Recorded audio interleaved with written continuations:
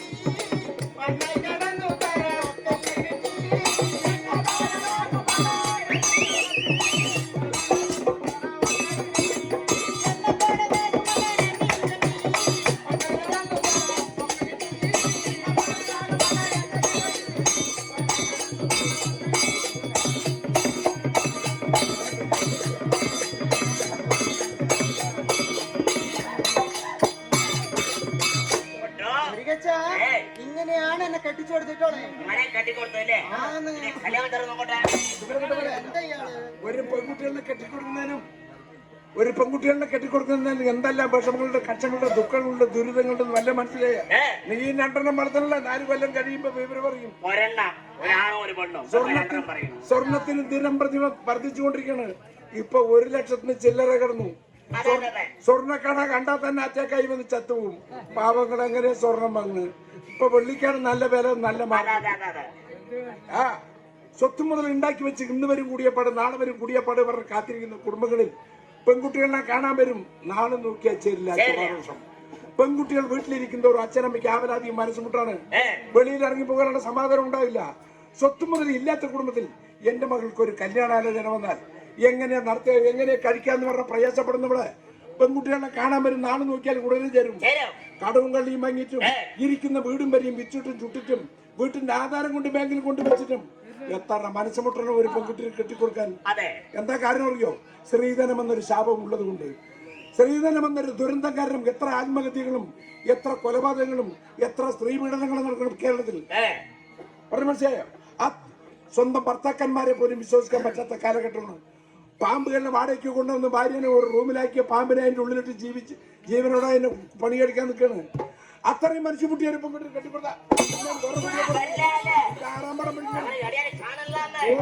നിന്റെ മണ്ട കിട്ടില്ല.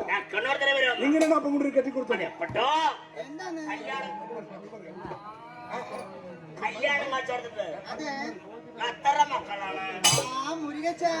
കല്യാണം കഴിഞ്ഞിട്ട് 3 മക്കളുണ്ട് ഇന്ന്. മൂന്നേ മക്കളുണ്ട്. കല്യാണം കഴിച്ചോടത്തര 3 കല്യാണം കഴിച്ചോടത്ത് 3 മക്കൾ. മാർക്കണ്ടൻ വയസ്സിൽ ദീർഘായുസോടെ അച്ഛനമ്മ കണ്ണടിയുന്നവർ ആ മക്കളെ കണ്ടുകൊണ്ടേയിരുന്നോട്ടെ. ആ പെൺകുട്ടിയെ കെട്ടിക്കൊടുത്ത് 23 വർഷം കഴിഞ്ഞു. 23 വർഷത്തിലടയ്ക്ക് 3 മക്കള്. കല്യാണം കഴിച്ചോടത്തര 3 കല്യാണം കഴിച്ചു കൊടുത്ത് 3 മക്കൾ. ഒരു പെൺകുട്ടികളെ കണ്ട കുട്ടി നിന്റെ വിശേഷം എന്താണ്? നിന്റെ നാടവിടെയാണ്? നിന്റെ അച്ഛനമ്മയാരാണ്? നിന്നെ കെട്ടിക്കൊടുത്തുണ്ടോ? നിന്റെ ഭർത്താവിന്റെ സ്വഭാവം എങ്ങനെ? മക്കളും കുട്ടികളും എത്ര? കുടുംബ വിശേഷം ചോദിക്ക. അന്തസ്സും അഭിമാനവും ഉള്ള കുടുംബത്തില് കെട്ടിച്ചു കൊടുക്കുന്നതിന് മുമ്പ് പെൺകുട്ടികളെ പ്രസവിക്കാറുണ്ടോ? കാര്യം അറിയാതാണ്. കാര്യം അറിയണം. അങ്ങനെ പറഞ്ഞാലേ എന്റെ അർത്ഥമുള്ള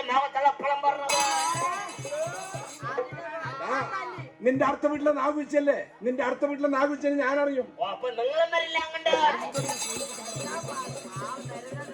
ഒരാളുടെ കണ്ട് പരിചയമുണ്ട് എന്ന് പറയുമ്പോഴേക്കും ഞാൻ അവിടെ നിത്യം പോക്കും വരവുണ്ട് എന്ന് കണക്കൂട്ടാൻ ഞാനെന്താ കൊട്ടുകാരൻ മാണിക്കനെ പോലെയുള്ള ആളാണ്. എടാ കുട്ടി, നാഗുച്ചിക്ക് ഭർത്താവുണ്ടടാ. അതിന്റെ ഭർത്താവിന് നീ കണ്ടിട്ടില്ല പറഞ്ഞ പിന്നെ മക്കളും കുട്ടികളും ഭർത്താവും ഒന്നുമില്ല, വിധവ പെൻഷൻ വാങ്ങി വീട്ടിലിരിക്കുന്ന വിചാരം. നാഗുച്ചിക്ക് ഭർത്താവുണ്ട്. അയാള് മൈസൂർ വാളുപ്പണിയല്ലേ? അവനവൻ ജനിച്ചു വളർന്ന നാട്ടിൽ തന്നെ ജോലിയോ പണിയോ ചെയ്യണമെന്ന് വല്ല നിർബന്ധമുണ്ടോ? നമ്മുടെ കേരള സംസ്ഥാനത്ത് എത്ര ചെറുപ്പക്കാരാണ് വിദേശ രാജ്യത്തിൽ പോയി ജോലിയും പണിയും ചെയ്യുന്നത്? നമ്മുടെ കളിസംഘത്തിൽ 16 പേരുണ്ട്. 16 ആള് 16 നാട്ടിൽ നിന്നും 16 വീട്ടിൽ നിന്നും നമ്മുടെ ഇവിടെ വന്നിരിക്കുന്നത്. കാരണം നമ്മുടെ പണി ചെയ്യാനാണ്. ഒരു ചാണ് വയറ് കഴിയാൻ വേണ്ടി സത്യസന്ധമായി ചുമാനവും മര്യാദയും ജീവിക്കുകയാണെങ്കിൽ എവിടെ വേണമെങ്കിൽ പോവുക. അതുകൊണ്ട് യാതൊരു കുഴപ്പമില്ല. നാഗുച്ചിന്റെ ഭർത്താവ് മൈസൂർ തന്നെ ഇരുന്ന എങ്ങനെ കുടുംബം കഴിയും? എടാ ഉണ്ണി, അയാള് ഇടയ്ക്കിടയ്ക്ക് വരുന്നുണ്ടോ? അയാള് പാതര നേരത്തെ വരും, രാവിലെ നേരത്തെ പോകും. നീ 10 മണി വരെ കിടന്നുറങ്ങണവരെ എങ്ങനെ കാണാനാണ്? അയാൾ അവിടെ എന്താ പണിയറിയോ? അവിടെ അയാളെ പ്രതികരിക്കല്ല. നാഗുച്ചിന്റെ ഭർത്താവ് വാളുപണിയല്ലേ? വാള് കടയാനാവുമ്പോ ഇങ്ങോട്ട് വരും. വാള് കടന്നു കഴിഞ്ഞാൽ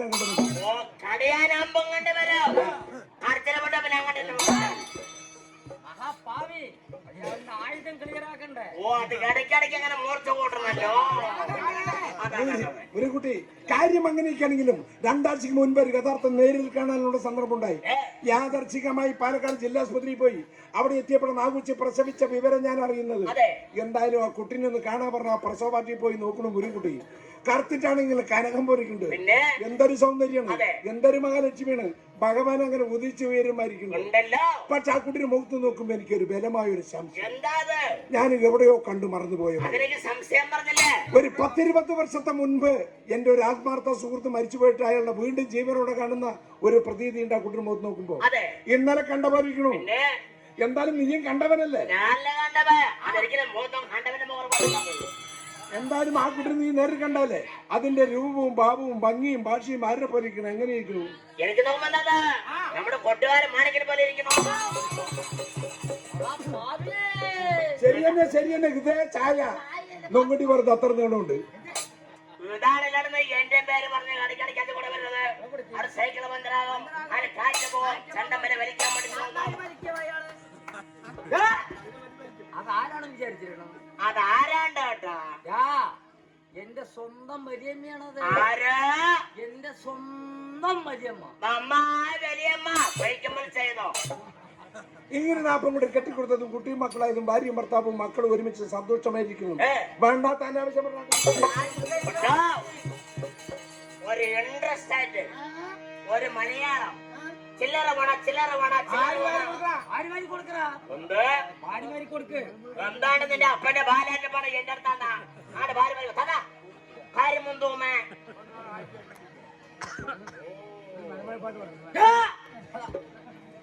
എന്റെ അപ്പം ബാലേറ്റ പണം മേടിച്ച് കല്യാണം കഴിച്ചിട്ടില്ലടോ. പിന്നെ കൂട്ടിന് വന്നല്ല.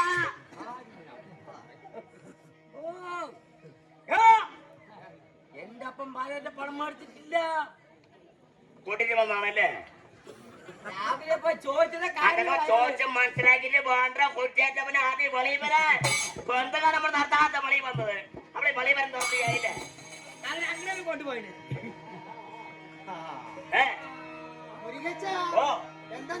ഒരു ഇൻട്രസ്റ്റ് ആയിട്ട് ഒരു മലയാളം അങ്ങനെയാ പറഞ്ഞ അറിയാം.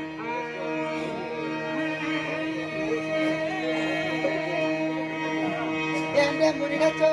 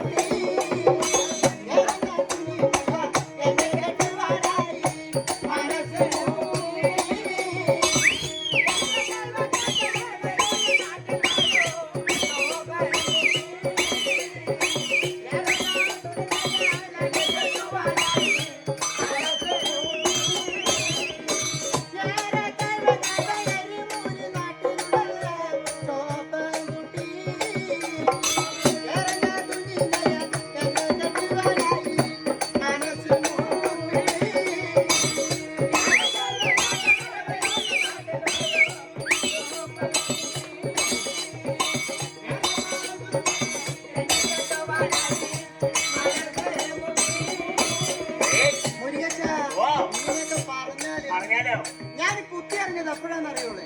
അപ്പോഴാണ് അറിയില്ല. ഏ നിങ്ങൾ എന്റെ വീട്ടിന്റെ ഉമ്മത്തൂടെ അങ്ങോട്ടും ഇങ്ങോട്ടും നടക്കണം ഞാൻ കണ്ടിട്ടുണ്ട്. അതെ മത്തി വെക്കാൻ വേണ്ടിട്ട് അപ്പൊ ഇതൊന്നും നിങ്ങൾ അറിഞ്ഞിട്ടില്ല. ഇല്ലല്ല ഞാൻ എത്ര വയസ്സിലാണ് വലിയ കുട്ടിയായത് എത്ര വയസ്സിലായിരുന്നു പറഞ്ഞാലോ. അറിയട്ടെ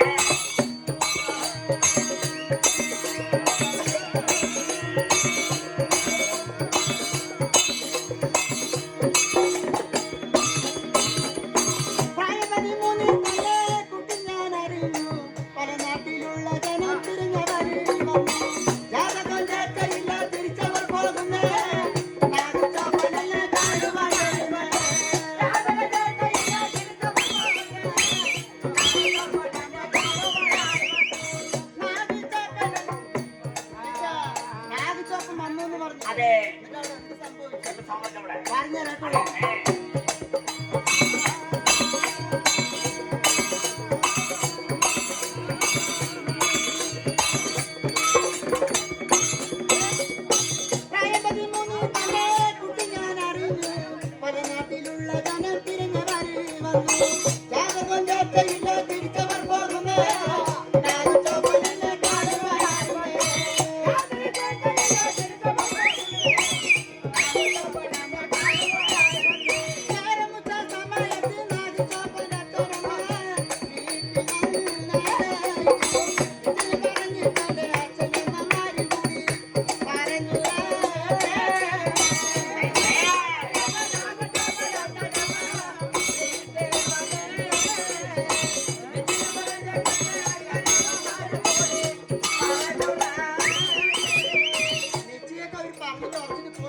അതെ ഓ അത് കഴിഞ്ഞിട്ട് അവിടെ എന്ത് സംഭവിച്ചു എന്ത് സംഭവിച്ചവിടെ പറഞ്ഞാലോ. അറിയട്ടെ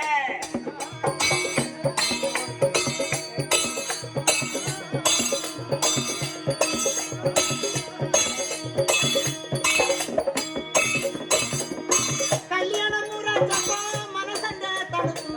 ഒരു ലക്ഷോ ഓ അങ്ങനെ തണുത്തില്ലെന്ന് ഞാൻ അതെ അതെ അതെ എങ്ങനെ ഐസ പോലെയായി മനസ്സ് കിടന്ന് ഇങ്ങനെ പടക്കിയല്ലേ. അതെ അതെ അതെ അതേതുപോലെ അതുപോലെ അറിയട്ടെ